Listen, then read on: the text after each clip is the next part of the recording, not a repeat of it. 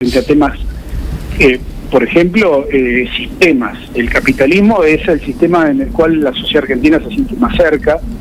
Eso no es un indicio de que nos hayamos derechizado, pero sí creo que hay un indicio en la idea de... Nosotros hicimos 3 preguntas. La primera tiene que ver con el sentimiento respecto de la política, si se consideraban a favor o en contra de la política.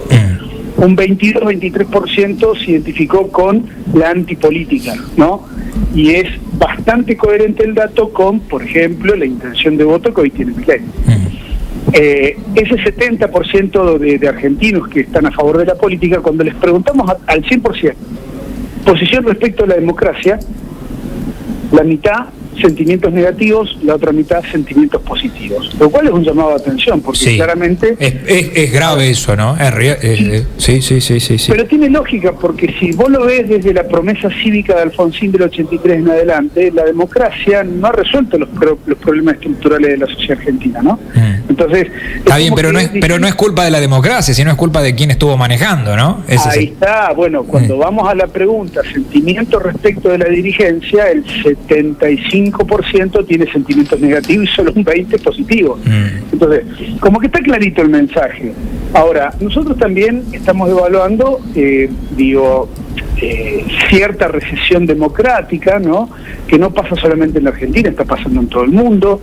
El estado de bienestar o la posibilidad de restringir los ingresos a nivel mundial se está acotando esa posibilidad.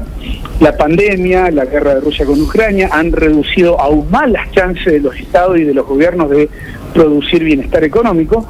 Entonces, bueno, esto creemos que está afectando de alguna manera la democraticidad de una sociedad, y sí, claramente estamos viendo cómo lenta y paulatinamente, y es muy perceptible, cada vez más argentinos se identifican con la derecha, ¿no? Nosotros hicimos una escala, y la verdad es que interpretando que aquel que se identifica como centro también tiene ciertos rasgos de derecha, podemos concluir, Nico, que 1 de cada 3 argentinos es progresista o de izquierda, mientras que 2 son posiciones más conservadoras o de derecha. Es decir que la verdad es una ratio impactante. A ver, repetime esa última parte. Hay 2 conservadores o 2 derechas, sí, versus un progresista o uno de izquierda. Y esto obviamente que está favoreciendo al sector de Juntos por el Cambio, entiendo yo, ¿no? No necesariamente. Ahí está, explícamelo a eso, porque uno dice el 60% está a favor del capitalismo, entonces favorecería a los Macri, a los Rodríguez Larreta, a los Patricia Bullrich, ¿o no? Mira, si fuera así tan lineal, Macri no tendría oposición y sería el próximo presidente. Y la verdad es que el pasado es un factor que influye mucho. Las divisiones internas de los sectores de la derecha también intervienen, como así intervienen también las divisiones del gobierno actual, ¿no? Del Frente de Todos. La verdad es que no es una situación muy tranquila ni muy homogénea. Lo que hay que entender por allí es que hay posiciones dentro de la misma derecha, ¿no? Donde, por ejemplo, Milei está anclado en la antipolítica, con un desprecio, te diría, hacia el resto de la política y el sistema democrático. A Milei no creo que le importe mucho el juego de las instituciones, el equilibrio de poderes, etcétera, etcétera, la cuestión formal. Ahora, hay sectores de la derecha que son mucho más republicanos, que tienen una mirada totalmente distinta a la de Milei. Por ejemplo, te voy a decir Pichetto. Vos los escuchás, los 2 son de la derecha, pero tienen un discurso profundamente diferente, ¿no? Sí. Uno más antidemocrático y el otro más defensor de la institución. Y te quiero preguntar sobre esto, el fenómeno de Milei, que me lo explicas con la antipolítica, que es genial como lo estás midiendo, porque está bueno de la manera que lo trabajás. Con tus trabajos anteriores y haciendo una línea en el tiempo, ¿viene creciendo un sector de la sociedad que se inclina por la antipolítica, que odia a toda la dirigencia política, las instituciones? Mira, no. Está bueno lo que preguntás, pero en realidad yo creo que históricamente siempre han sido más o menos el mismo porcentaje. La diferencia es que en otros contextos tienden a estar más escondidos, ¿no? Te diría, si uno pudiese establecer un parámetro, es el porcentaje de gente que siempre adhirió a un partido militar en Argentina, ¿no? Ese 20% que hoy tiene Milei.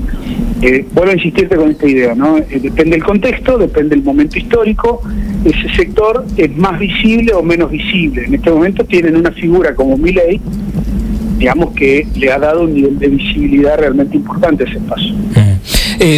Quiero preguntarte sobre, bueno, esta discusión que se está dando en estos momentos sobre si Cristina debería ser candidata o no debería ser candidata. ¿Qué estás viendo vos en la sociedad? Que es un problema gigantesco la sola idea de que Cristina no pueda o no quiera ser candidata, tanto para el núcleo duro kirchnerista como para el núcleo duro opositor.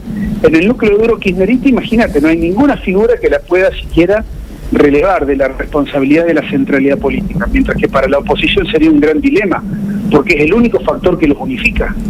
Sin Cristina, ¿qué son? Yo diría hoy tienen un enorme y gigantesco problema. O sea que lo que me estás planteando vos es que si Cristina es candidata incluso lo favorece a la oposición. Y sin dudas, si por eso fíjate que son más impulsores los medios opositores que los medios oficialistas de la candidatura de Cristina. Y vos le sacás a una serie de periodistas porteños la palabra Cristina Kirchner y se quedan mudos, porque es de lo único que hablan todos los días, digamos, es lo único con lo que generan agenda, tendencia.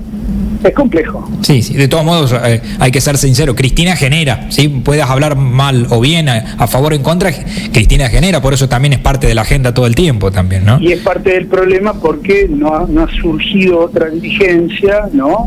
Coherente o contemporánea a ella, y es un problema para el oficialismo claramente. Ahora, la oposición, vuelvo a decir, vamos a suponer que Cristina dice, bueno, renuncio a los honores y no voy a ser más candidata a nada. La oposición se desintegra, porque imagínate, ¿qué tienen en común hoy Macri y los radicales? ¿Vos decís que esa fusión puede romperse rápidamente? Yo creo que sí, además es más que evidente. Imagínate, hoy no están discutiendo un modelo de país, están discutiendo candidatura, es decir, discuten espacio de poder. La pelea, lo que ha planteado Patricia Bullrich, es realmente sintomático, ¿no? No están discutiendo ideología, están discutiendo a ver quién se queda con las candidaturas. Entonces es llamativo. Yo te vuelvo a decir, desde la evidencia, desde los números, nosotros no vemos que hoy Juntos por el Cambio gane en primera vuelta, ¿sí? Tampoco podemos decir o podemos afirmar que es imposible que Milei pase una segunda vuelta. Milei tiene sus chances de llegar a una segunda vuelta. Entonces yo diría hay que ser más prudentes y evaluar un poco mejor el panorama. Falta todavía un tiempo para la definición de las candidaturas, y la sociedad argentina sigue con el mismo nivel de impaciencia que antes respecto de que la economía mejore, ¿no? Esto te lo pregunto como un tipo que analiza la política todo el tiempo. Ayer se conoció que los diputados riojanos retiraron el proyecto para eliminar las PASO, con lo cual creo que esta discusión ya la han cerrado, ¿no? Y se va con unas PASO y con unas elecciones en octubre. Y en las provincias acá se discute si los gobernadores deben o no deben adelantar, con posiciones encontradas, aquellos que plantean que los gobernadores tienen que ir en la elección de octubre, se acompañan al candidato del peronismo a nivel nacional. ¿Vos qué ves ante eso con los gobernadores, especialmente del norte, que son los que por ahí saben cortarse solos? Mirá, primero entender que en términos demográficos ninguna provincia del norte equipara a las provincias del centro del país, en términos de impacto de votantes o cantidad de votantes. Con lo cual, generar un efecto contagio a partir de que el triunfo, entre comillas, garantizado de estos gobernadores le puede brindar al gobierno nacional o a la lista del gobierno nacional un plus o una ventaja. Nada de eso va a ocurrir. Yo te diría más. Para preservar los espacios en términos de provincias, yo creo que lo que vamos a ver, la tendencia, y lo vamos a ver en poquitos días más, ¿no? Vos pensás que en la mayoría de las provincias el anticipo para votar es de 90 días, es decir, la convocatoria. Sí, a elecciones. Sí. Vas a ver que en diciembre va a haber algunos gobernadores que van a empezar a anunciar que se vota en marzo, o que se vota en abril, o que se vota en mayo. Yo creo que entre marzo y junio van a estar la totalidad de las provincias van a ir a votar. ¿Vos creés que las provincias van a adelantar? ¿Vos creés que los gobernadores van a adelantar? Sin duda. Atar su suerte a salir tercero en las elecciones nacionales es prácticamente decir que quiero perder la gobernación. Qué fuerte lo que me acabas de decir. Hoy tranquilamente Juntos por el Cambio puede ganar. Me decís, me decís, Juntos por el Cambio gana, pero no gana en primera vuelta. Y no descartás que Milei pueda llegar al balotaje.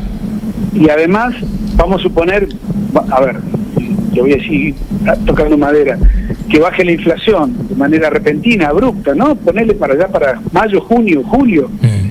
tengamos una inflación de 2 puntos, 3 puntos, 4 puntos. Y las chances del gobierno también van a florecer en ese contexto. Es decir, a ver, no hay nada que esté definido en este momento. No, eso es cierto, ¿no? Eso es cierto. Y en ese marco, Sergio Massa es la figurita que puede ser el más favorecido. Uno podría pensar que sí, que así como del otro lado Horacio Rodríguez Larreta es la figura quizás que reúne o que concita la mayor centralidad, ¿no? Por gestión y por perspectiva de futuro. Como siempre, Gustavo, un gustazo, ¿eh? Listo, gracias. Abrazo enorme. Hemos hablado con Gustavo Córdoba, consultor, analista político, director de la consultora Suban Córdoba.